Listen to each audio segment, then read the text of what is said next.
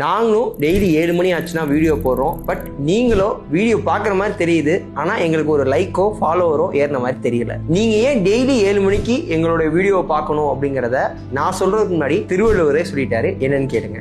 செல்வத்துள் செல்வம், செவிச்செல்வம், அச்செல்வம், செல்வத்துள் எல்லாம் தலை. இதுக்கு என்ன அர்த்தம் அப்படின்னா, நம்ம என்னதான் வெல்த் கிரியேட் பண்ணணும்னு நிறைய ஸ்டெப் எடுத்தாலும் அதெல்லாம் விட இன்ஃபர்மேஷனா நிறைய நாலேஜை கெயின் பண்ணிக்கிறது தான் ஒரு பெரிய வெல்த் அப்படிங்கிறத திருவள்ளுவர் சொல்லியிருக்காரு.